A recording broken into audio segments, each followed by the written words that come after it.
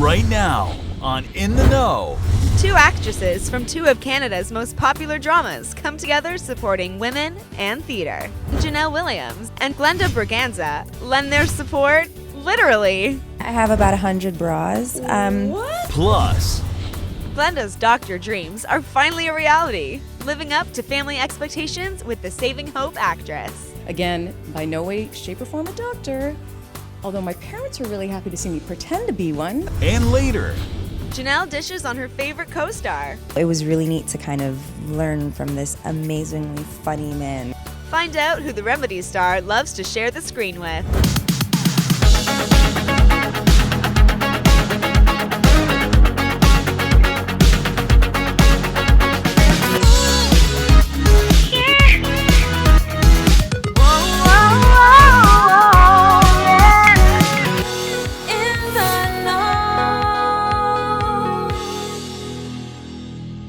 I'm here at the Obsidian Theater Company where they are getting ready to premiere Venus's Daughter. And they've asked some celebs to come along and donate a gently used bra for the show. So let's find out what that's all about. Come on. I'm with Megan Swaby. She is the writer of Venus's Daughter, and I've heard you're also going to be in the production. I am. That's so exciting. What an amazing thing for you to take on. That is incredible. So tell me what we're doing here today. So today we are accepting donations of gently used bras. There's a section that I wrote in the play where we need a lot of them, and then now's the point where we need to get them. So are they going to be actually used in the show? They will be. They will be featured in the show. That is very interesting. How suspenseful. Get their, show debut. They will have their moment. A dream come true for Megan. She's thrilled to have two leading Canadian actresses supporting her project.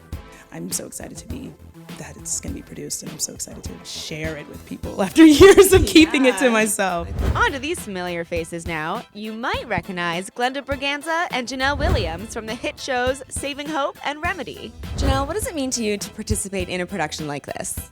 I actually think it's fabulous. I got the email about a month ago and was really upset when I couldn't make it out just because I think it's a genius idea.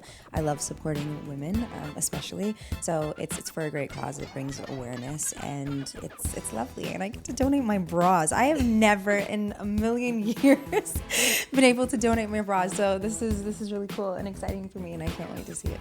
Being able to lend any kind of support, literally and figuratively, is beyond an exciting thing, because it's great to see projects like this by women like this, women of color, telling stories that I think people need to talk about. So it's great. So we just saw you say goodbye to your girls, as you called them. Was it easy for you to donate these bras? I mean, did you have some lying around? I would say I had some lying around. I actually, for quite some time, I've had a little personal logo. It's underwear is fun to wear. Oh, I like that. Yeah, and so I have collected over the years a bit of a repertoire. A collection. Yes. Okay. And so I actually, my underwear drawer, this is maybe a bit too much information, is color coordinated.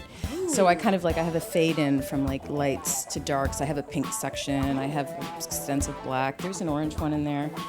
I need to buy a new orange one now. So, but yeah, there was enough to be able to donate gladly. So your closet is serious business. It's like you don't mess around.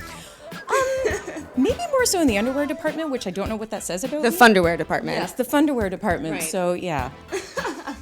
So about the bra donation, was this an easy thing for you to do? Like, did you have some kicking around? Like, how's your closet situation? Yeah, I have about 100 bras.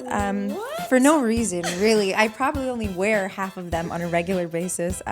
But this actually helped me purge a little bit and get rid of some, throw some away that don't need to be in here. They never need to see the light of day. But yeah, it was cool to kind of go through, and it's weird and it sounds so silly, but bras bring memories of certain things. So it was kind of cool to be like, oh, I remember when I wore this here and I did this and I was doing, it's kind of, you don't think of your undergarments in that way until you're surfing through all of them and you kind of remember things or trips that you brought them on. It really sounds so stupid, but it's really true. That was kind of my experience with my bra picking. Right, so purging bras for a cause, you could say, right? Exactly. Let's talk about Saving Hope.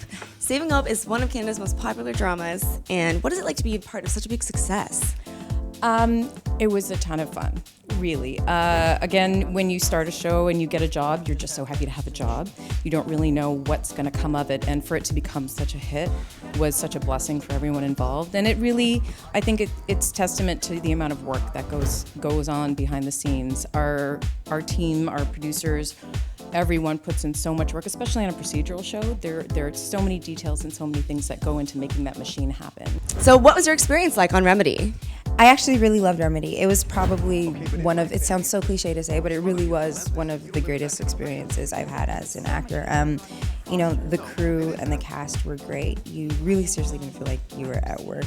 We were very shocked when we found out we weren't going back, but it was kind of okay. We took it, we rolled with it, and I think we're all kind of better for it. But it was a lot of fun, and I never in a million years thought I'd ever be on a doctor type of show. I wasn't playing a doctor, so it was great. Because I don't think I could ever be a doctor ever in my life. Right.